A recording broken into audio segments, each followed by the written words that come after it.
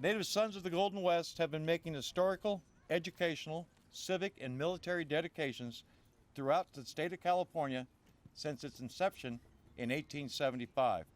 With over 1,500 dedications to date, the Native Sons of the Golden West has become the most active organization in California, taking the historical preservation and dedications of our state's historical treasures very seriously. We thank you for your help and for your attendance today, and we will begin this session.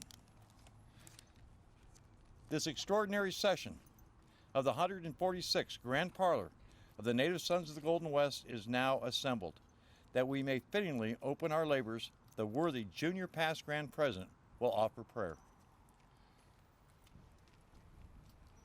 Let us rise and bow our heads. Please take off any covers that you may have. O great designer and builder of the universe, thou master of time and space, we ask thy blessing upon the work we are here to commence. We beseech thy favor upon the workmen here engaged. We supplicate thee to strengthen the hands of all in worthy endeavors. Give unto us to realize our full aspirations in the building. Make it to stand against the storm of time and evil. Permit it to endure against ignorance, injustice, and intolerance. Bless those who shall teach truth. Aid those who shall seek justice. Reward those who shall maintain honor. Preserve unto us our liberties and the traditions of our forefathers. Give unto us our citizens' courage and understanding. Endow our government and our nation with enduring wisdom, complete toleration, and eternal independence. Let our light shine upon the whole world to the end that peace, prosperity, equality, and liberty shall be the portion of all men. And to thee shall be the praise and glory forever.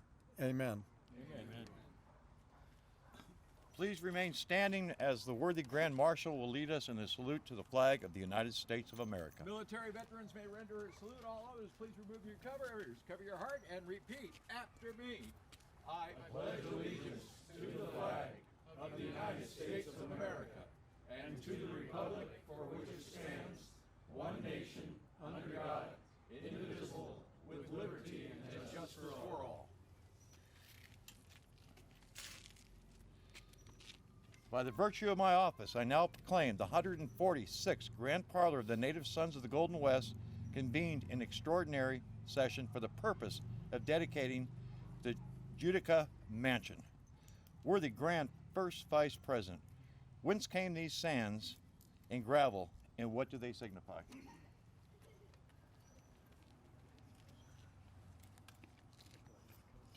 Worthy Grand President, this sand and this gravel was gathered from all the counties in California, from her mountains, her rivers, and her valleys, from Del Norte, where the northern boundary emerges from the Pacific, from Modoc, where the northern line intercepts the 120th meridian, from Lake Tahoe, where the boundary departs the meridian to strike the Colorado River, from Colorado to the Mexican line, from San Diego,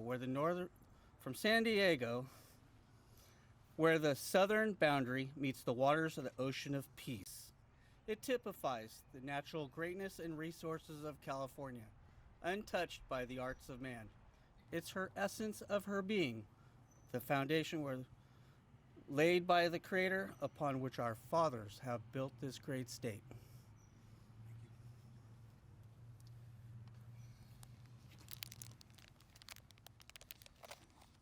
Worthy Grand Second Vice President, whence came this cement and what is its meaning of its purpose?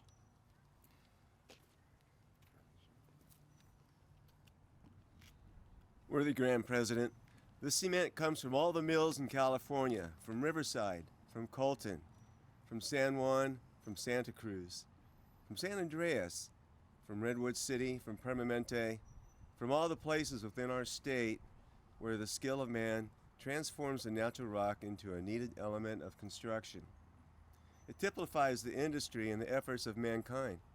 It brings to our minds the proof that man has harnessed the forces of nature and has wrought well for the advancement of humanity.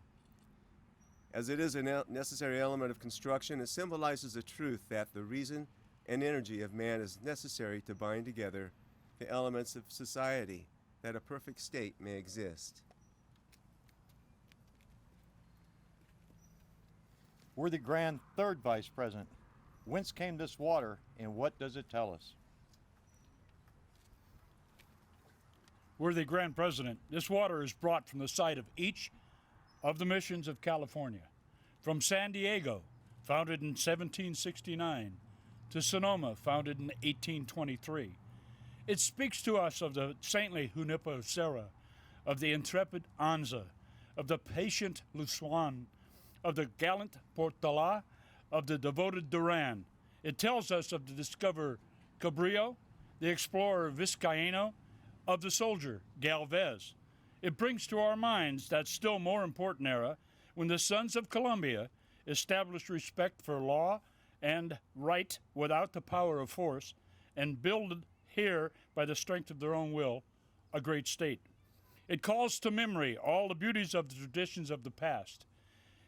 It is symbolic of the spirit that made and preserved us a nation.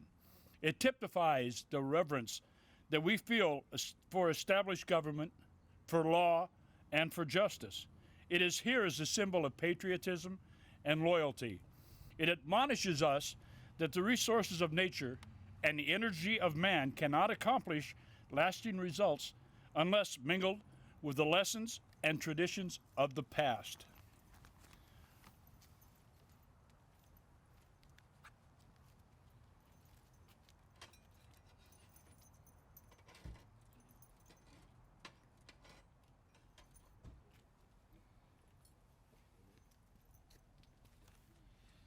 May the resources of nature, mingled with the energy of man, ever produce fit material from which to build a splendid future.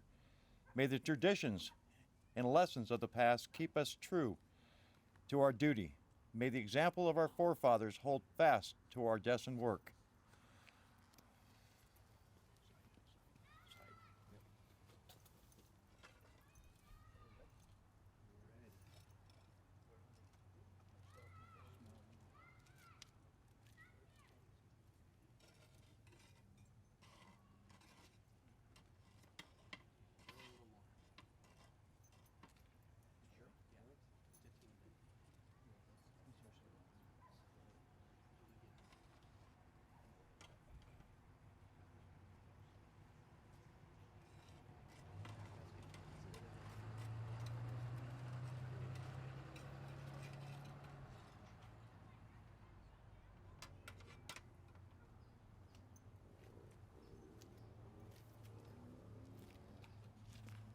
Thus, with the bountiful resources of nature do we mingle the energy and reason of man to produce the present.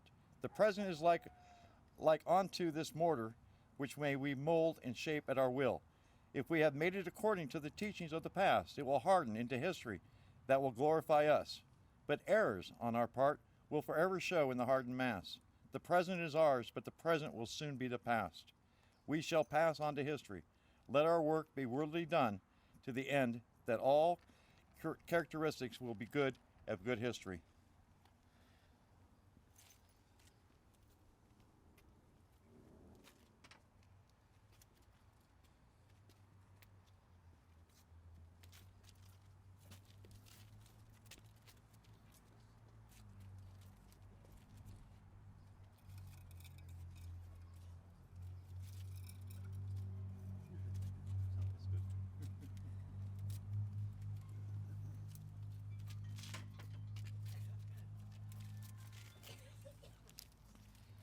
On behalf of all men who love truth, justice, equality, independence, and tolerance, I now declare the Utica Mansion well and truly dedicated as our native state has contributed to the mortar which this plaque is now sealed.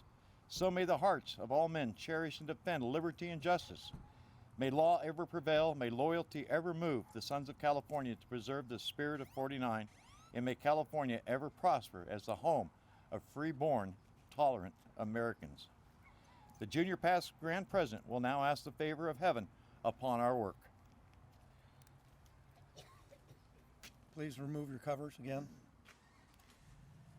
Father eternal, lift up the hearts of all men. Give them to act beyond their words. Make their practices equal to their promises.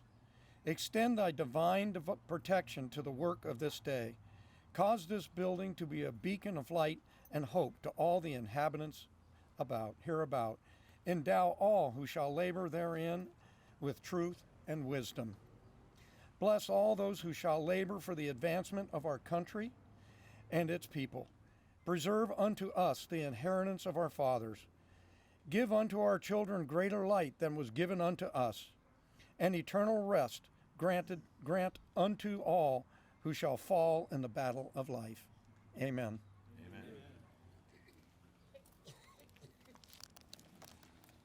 The work for which we have assembled being completed, I now declare this extraordinary session of the 146th Grand Parlor of the Native Sons of the Golden West duly closed.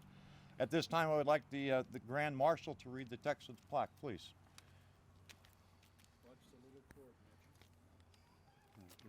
Take it all with you. Take it all with you. Yeah, I was going to, but we have to work on this, Eric. Or Sean. I'll get it. Utica Mansion. The Utica Mansion was built in 1882 as a two-story stone federal-style home by mine owner Robert Leeper.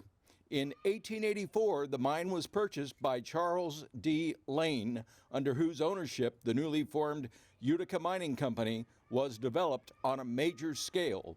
Lane and his wife, Anna, added a framed two-story ballroom, bedrooms, and veranda to the home.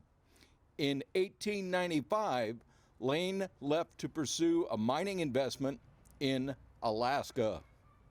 In 1899, the Utica Mining Company brought power and water to Angels Camp, and the boom years continued until World War I. In the late 1940s, the mansion served as a station for the California Division of Forestry. The mansion was later purchased and restored by the Fellendorf family in 1984.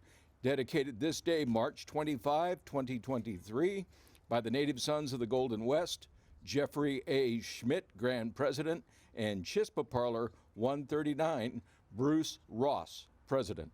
Very nice. Thank you, guys. We're close enough done.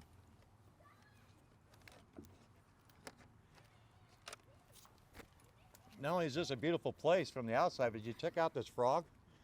I assume somebody had to carve that. That's pretty awesome. And so is today. We just had a beautiful initiation ceremony this morning at Chispa Hall in Murphy's with 22 new candidates. So if you are not a native son or native daughter and you were born in California and like California's history, to preserve it, promote it, and make history at the same time, we encourage you to talk to any of us to become a member. We need you. At this time, I'd also like to introduce the players that took part of this dedication today. We're going to do our dignitaries later tonight at dinner, but I definitely want to introduce the team. Taking the part of the Grand Third Vice President is the Grand Third Vice President from Sonoma Parlor number 111, Brother Gary Pageant. Taking the part of the Grand Second Vice President is the Grand Second Vice President from Excelsior Parlor number 31 in Jackson, Brother Steve McLean. Taking the part of the Grand First Vice President, 54 days from now, he will be the Grand President and counting. From Napa Parlor number 62, my friend, George Adams. Taking the part of the Grand Marshal is the Grand Marshal. From Santa Rosa Parlor number 28, my travel partner, and we've been pretty much hooked by the hip for the last couple of years, Brother Mitch Lang, Grand Marshal. Thank you, Mitch. And taking the part of the Junior Past Grand President is the Junior Past Grand President from Sonoma Parlor number 111 in Sonoma. Please welcome my dear friend, Ronald S. Bracco. Ron. We'll have an opportunity to take some photos, if you'd like, with the plaque. And please take a look at it and enjoy this beautiful day. I hope you'll be able to attend. Oh, you got something to say? Yes. Oh. Ladies and gentlemen, it is my honor to introduce to you the brother that was taking the part of the Grand President at today's dedication. He is the Grand President of the Native Sons of the Golden West. From Georgetown Parlor number 91, Grand President Jeffrey A. Schmidt. I was trying to be a little modest. You can sit down now. No, that's okay. Anyway, what a wonderful day. We've had an initiation, we've had a dedication. We're going to have a great banquet tonight down in Murphy's. We've got some hospitality rooms I heard going on last night, maybe again tonight. Word to the wise, if you leave your key in your hotel room, the front desk closes promptly at 9 p.m. and does not reopen until 9 a.m. And if you don't, well, let's put it this way, it was a long night. He had a night at the ice machine. Thank you all very much. May God bless you all today, and may this sunshine bless our hearts and our souls throughout this incredible weekend. God bless and thank you. Absolutely. So I don't know if anyone's around that will remember this except for maybe Brother Ron. Come on over. That's perfect. That's okay. So you admit it. In 1922, Native Sons did 100 plaques in 3 days, and they started in Merced and went down 49 and ultimately ended up in Michigan Bar just outside Rancho Marietta. One of the plaques that they did in 1922, and they were just little wood plaques. Come back later, we'll re-plaque it, was the Utica Mansion. So 101 years later, Ron finally got around to getting it done. And so it's kind of cool. The full circle has come around to this building. So just a little bit of history that not many people know. Thank you, Eric. Thank you very much. Eric Christensen is a past Grand President, also from Excelsior Parlor number 31. Thank you, Eric. Great history. That's what we do. Thank you very much. And thank you again, everyone. Have a good afternoon.